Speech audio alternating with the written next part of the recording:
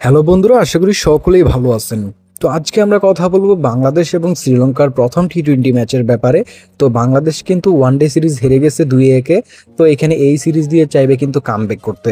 তো আজকের এই ম্যাচের পুরো অ্যানালাইসিস, প্রিভিউ এবং মাঠের খুঁটিনাটি, হেড টু হেড রেকর্ড সবকিছু কিন্তু তুলে ধরবো, যেটার দ্বারা কিন্তু আপনি ভালো একটা আন্দাজ করতে পারবেন এই ম্যাচটার মধ্যে কত রান হতে পারে, কোন দলের উইন চান্স বেশি, এবং যে আরও অনেক তথ্য কিন্তু পেয়ে যাবেন। এই ম্যাচের পুরো অ্যানালাইসিসের ভিডিও অবশ্যই কিন্তু ভালো করে দেখবেন, তাহলে ভালো একটা ধারণা নিয়ে খেলে কিন্তু আপনি এই ম্যাচ থেকে ভালো প্রফিট কিন্তু ইজিলি করে নিতে পারবেন। যারা নতুন আছেন তাদেরকে বলবো চ্যানেলটিকে সাবস্ক্রাইব করে রাখেন, সামনেও কিন্তু চেষ্টা করব এভাবে ভিডিও দেওয়ার জন্য। আর ভিডিওতে লাইক করে দিবেন, এতে আমরা খুশি হয়ে থাকি আপনাদের প্রতি। যে স্টেডিয়ামে আজকে ম্যাচটি হবে সেই স্টেডিয়াম সম্পর্কে কিন্তু আমাদের জানতে হবে, অ্যানালাইসিস করতে হবে। তো এখানে আপনার শ্রীলঙ্কার পিলে খেলেতে আজকে ম্যাচটি হবে। এই মাঠে যে গড়টা সেটা কিন্তু এখানে প্রতি ইনিংসে 168। তো আরেকটা বিষয় হচ্ছে যে এই মাঠে কিন্তু আপনার দুই ধরনের পিচ হয়ে থাকে, একটা হচ্ছে লো স্কোরিং আর একটা হচ্ছে হাই স্কোরিং।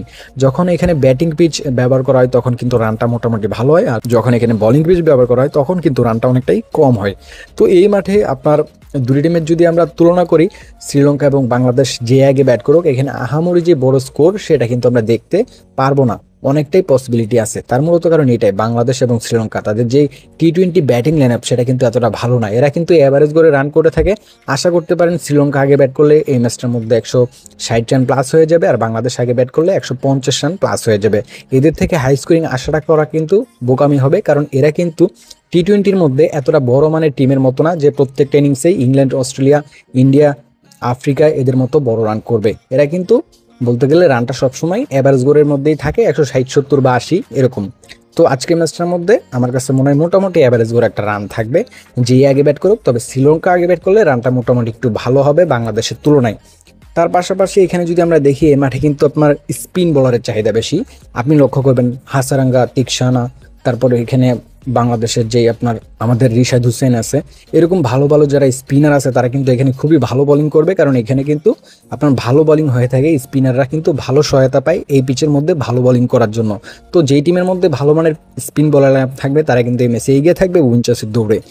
তার পাশাপাশি এখানে এই মাঠে যদি আমরা হাইয়েস্ট চেজটা দেখি, এই মাঠের ইতিহাসে 177 রান চেজ হয়েছে। তো এখানে এতটা বেশি বড় একটা টোটাল না, 180-র নিচে দেখতেই পারতেছেন, 177 রান মাত্র। আর লোয়েস্ট ডিফেন্ড যদি দেখি, 125 পর্যন্ত এই মাঠে ডিফেন্ড হয়েছে, মানে 125 করেও ফার্স্ট বেট ম্যাচটা উইন করছে। তার মানে হচ্ছে কম রানের মধ্যেও কিন্তু এই মাঠে ডিফেন্ড করা যায়, 150-60-এও কিন্তু ম্যাচ হয়। তার পাশাপাশি এই মাঠে যদি আমরা ইতিহাসে সর্বোচ্চ টোটালটা দেখি, তাহলে দেখতে পারবো 263 পর্যন্ত হয়েছিল, যেটা কিনা অস্ট্রেলিয়ার সাথে শ্রীলঙ্কার ম্যাচ হয়েছিল। যেটা বলছিলাম বড় টিমগুলো বড় খেলবে, এটাই স্বাভাবিক। তো এখানে অস্ট্রেলিয়া এত বড় একটা স্কোর করেছে। আর এখানে ওভারঅল দিক থেকে দেখতে গেলে অবশ্যই কিন্তু আমরা দেখতে পাচ্ছি যে এখানে টিম অনুসারে কিন্তু রানটা হয়ে থাকে। বড় মানের টিম যদি ব্যাটিং করে ইজিলি কিন্তু এই মাঠে ভালো রান করা সম্ভব।